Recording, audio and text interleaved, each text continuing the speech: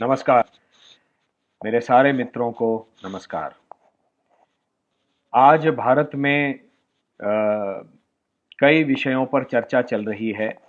उसमें एक महत्वपूर्ण विषय ये है कि क्रिस्टोफर नोलन, जो कि हॉलीवुड के एक प्रख्यात निर्देशक हैं, उनकी नई फिल्म रॉबर्ट ओपनहाइमर के जीवन पर आधारित एक जीवनी या बायोपिक, उसको आप कह सकते हैं, वो रिलीज हुई है अभी भारत में। और उस फिल्म में ये जो साइंटिस्ट हैं ओपनहाइमर, वो अपनी गर्लफ्रेंड के साथ श्रृंगार रस में डूबे हुए हैं। और ऐसे समय में उनकी वो प्रेयसी उनको एक किताब दिखाती है जो कि भगवत गीता है, और कहती है कि इसकी लाइन पढ़ो, ये क्या है। तो वो कहते हैं वो संस्कृत है, और वो जो श्लोक है वो 11वें अध्याय का 32वां श्लोक है। कालोस्मि लोक क्षय कृत प्रवृद्धो। और उसकी तीसरी लाइन, ये पहली और तीसरी लाइन बहुत महत्वपूर्ण है, ऋतेपि त्वाम न भविष्यन्ति सर्वे।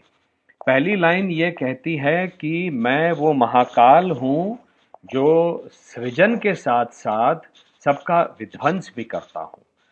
और तीसरी लाइन यह है कि इसीलिए तुम अपना कर्तव्य करो, क्योंकि तुम यदि इनको नहीं मारोगे तब भी ये तो मर ही जाएंगे। ये भविष्य में रहने वाले नहीं हैं, ये सारे लोग जो अधर्म के पक्ष में खड़े हैं। हमको ये जो पहली लाइन है इसका वहां पे उदाहरण हुआ उस सीन में, जहां वो कहते हैं कि I am the death, I am become death, destroyer of the worlds. सारे सारे विश्वों का मैं विध्वंस करने वाला वो महाकाल हूँ। तो क्या ये वहां दिखाना जाना उचित है या अनुचित है, इस पर बहुत विवाद हो रहा है। प्रथम दर्शन में मुझे लगा इसमें कोई गलत बात नहीं है, क्योंकि वो सेक्स के दौरान नहीं कह रहा है। उसके बाद में वो महिला जो है वो बाय चांस वो किताब को वहां पे देख लेती है बुक शेल्फ पर, और वो उसको पढ़वाती है, तो वो पढ़ते हैं। लेकिन सोचने पर मुझे ये लगा कि ये अवॉइड हो सकता था, ये ऐसे सीन के दौरान दिखाना आवश्यक नहीं था। क्योंकि एक ऐसा साइंटिस्ट जो वैसे भी भगवत गीता से बहुत प्रभावित है, वो तो दिन रात भगवत गीता पढ़ता होगा, वो कई बार भगवत गीता पढ़ता होगा, वो खाना बनाते समय पढ़ता होगा, वो अपनी लाइब्रेरी में बैठे हुए पढ़ता होगा, वो जो अपना अनुसंधान कर रहा है उसके बीच में पढ़ता होगा, कॉफ़ी पीते हुए पढ़ता होगा।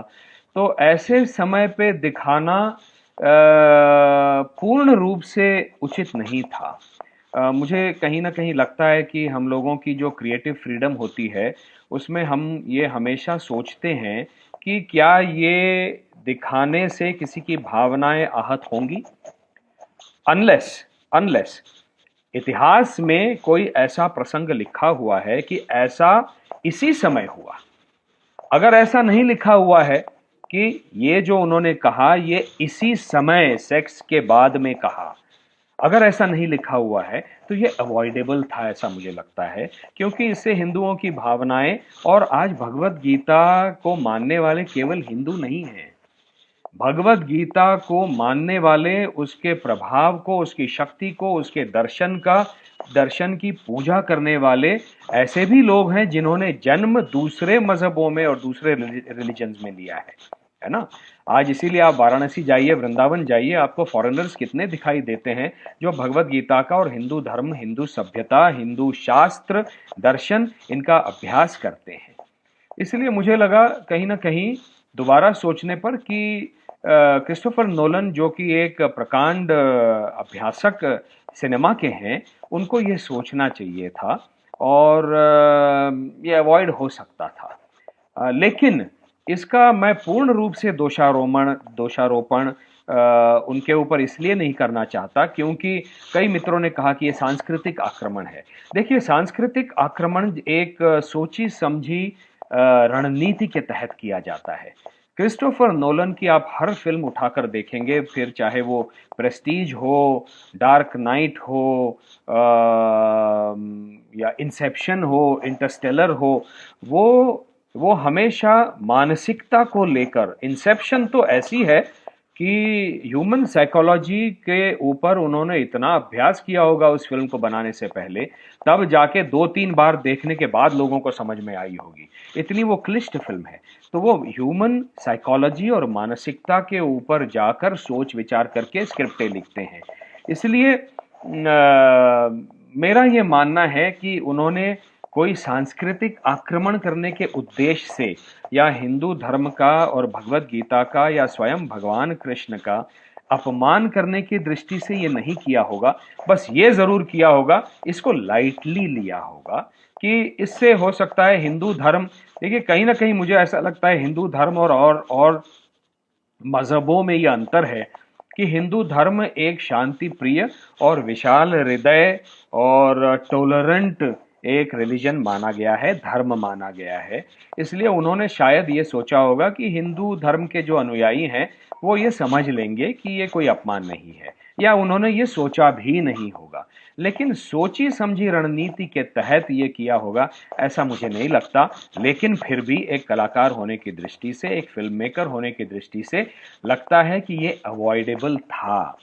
वो खाना बनाते हुए, कॉफी बनाते हुए, अभ्यास करते हुए, अनुसंधान करते हुए इसको बार बार सोच सकते थे भगवत गीता के बारे में। ओपनहाइमर ऐसा दिखाया जा सकता था। और ये सोचना माननीय मंत्री महोदय जो आईएनबी मिनिस्टर हैं अनुराग जी, उन्होंने सही सोचा है कि वो सवाल करेंगे उन सारे लोगों से सीबीएफसी में, सेंसर बोर्ड से, जिन्होंने ये नहीं सोचा कि ये इससे अपने समाज की भावनाएं आहत हो सकती हैं। तो जो सेंसर बोर्ड के सारे लोग बैठे हुए हैं उनको ये सोचना बहुत आवश्यक है। क्रिएटिव फ्रीडम की लाइन हम कहाँ ड्रॉ करें और कहाँ पर वो फ्रीडम की स्वतंत्रता एक कलाकार को दें, यही तो काम है सेंसर बोर्ड का। अब मैं आता हूँ इस फिल्म के ऊपर। ये फिल्म आप मुझसे अगर पूछेंगे इस भारत देश में सबको देखनी चाहिए, क्योंकि ये फिल्म वही है जो भारत सदियों से कहता आया है और उसका अनुसरण करता आया है। विश्व बंधुत्व की भावना, विश्व शांति की भावना जो भारत लगातार करता आया है, ये फिल्म उसी को दर्शाता है। ओपनहाइमर ने जब ये अणुबम बनाया और उसका परीक्षण किया, उसके दिमाग में सबसे पहले यही कालोस्मी लोकक्षयकृत प्रवृद्धो ये लाइन जो आई है कि क्या उसने स्वयं के ऊपर प्रश्न चिन्ह लगा दिया कि क्या ये आविष्कार करने से मैं मानवता का विध्वंसक बनने जा रहा हूं? क्या मेरा ये आविष्कार मानवता के लिए एक विनाशकारी हथियार बनने वाला है?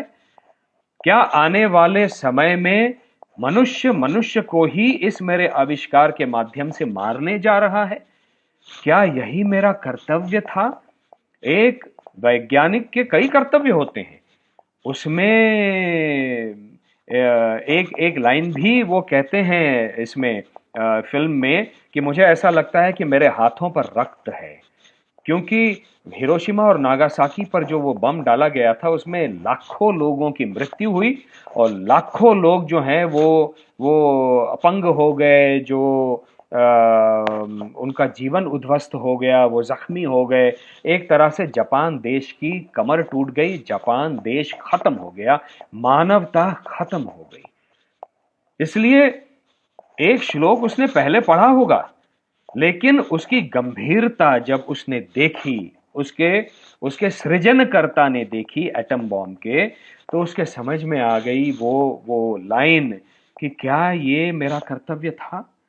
क्या मैंने अपना कर्तव्य मानवता के लिए सही निभाया है या नहीं निभाया है? उसने स्वयं के कर्तव्य बुद्धि पर, कर्तव्य बोध पर प्रश्न चिन्ह लगाया, स्वयं के आविष्कार पर प्रश्न चिन्ह लगाया।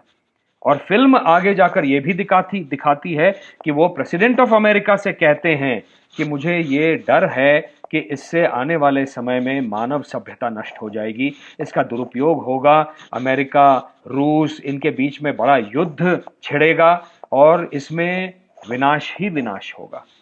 और आगे चलकर ये दिखाते हैं कि किस प्रकार से अमेरिकन प्रेसिडेंट और अमेरिकन जो सिस्टम है, पॉलिटिकल सिस्टम, राजनीति का जो अमेरिकन सिस्टम है, इस वैज्ञानिक की इस सोच को देखकर उनको लगता है कि अब ये हमारे उपयोग की वस्तु नहीं है, यह वैज्ञानिक, और उसके ऊपर इंक्वायरी बिठाते हैं, ये जिसका जिसका निर्णय पहले से तय होता है कि इनको तो दंडित करना है, इस वैज्ञानिक को दंडित करना है, और इसीलिए इंक्वायरी कमीशन बिठाया जाता है, अलग अलग जगह से लोगों को बिठाया जाता है कि इसको दंड दीजिए।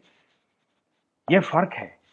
वहां की राजनीति में एक अणुबम का जिसने आविष्कार किया, जिसके कारण दूसरा महायुद्ध अमेरिका जीता, उसी अमेरिका ने उस वैज्ञानिक को दंडित करने का प्रयास किया, उसकी छीथू करने का प्रयास किया। और भारत वो देश है जो अपने वैज्ञानिकों का सम्मान करता है, उनको उनको भारत का राष्ट्रपति भी बना देता है, उस सम्मान के साथ बना देता है। ये नहीं कि दिखावे के लिए बनाया है।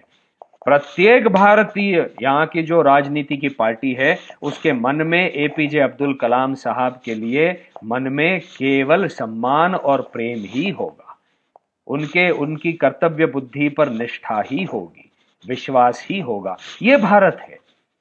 और इसीलिए भारत ने कभी भी जो वैज्ञानिकों ने जो आविष्कार निर्माण किए हैं, वो स्वयं से अग्रेशन, स्वयं से अशांति के लिए और भू विस्तार के लिए या कमर्शियल गेन के लिए कभी भी अटैक किसी देश पर नहीं किया, ये अर्वाचीन भारत में, है ना। और ये इसीलिए हम कहते हैं कि भारत विश्व गुरु बन सकता है, क्योंकि भारत शांति प्रिय देश है। भारत का दर्शन हमेशा से, सदियों से, हजारों साल से शांति की बात करता आया है, और केवल बात नहीं करता आया है, लेकिन वो शांति का अनुसरण भी करता है। आज हम विवश हैं, हमारे इर्द गिर्द ऐसे पड़ोसी राष्ट्र हैं जैसे चीन है या पाकिस्तान है, जिन्होंने भारत को विवश कर दिया है आत्मनिर्भर बनने के लिए डिफेंस के क्षेत्र में। और डिफेंस के क्षेत्र में भी हम आज वो ऊंचाइयां पा रहे हैं जहां हम अपने विमान बनाने जा रहे हैं, हम अपने अणुबम बनाते हैं, हम अपने अलग अलग मिसाइल्स बनाते हैं, हैंड ग्रेनेड्स बनाते हैं, मिसाइल्स बनाते हैं। तो ये विवशता के चलते हुआ है, क्योंकि स्वरक्षा हमारा धर्म है। अहिंसा का हम पालन करते हैं, दुनिया को सिखाते हैं, लेकिन स्वयं की रक्षा करना भी हमारा धर्म है, हमारा दायित्व है, हमारी सरकारों का दायित्व है। इसीलिए ये फिल्म प्रत्येक भारतीय को देखनी चाहिए कि पाश्चिमात्य देशों की राजनीति और भारत की राजनीति में क्या अंतर है। एक ओपनहाइमर जिसका पूरा जीवन आप उद्ध्वस्त करने के लिए निकले थे, वो है अमेरिकन राजनीति।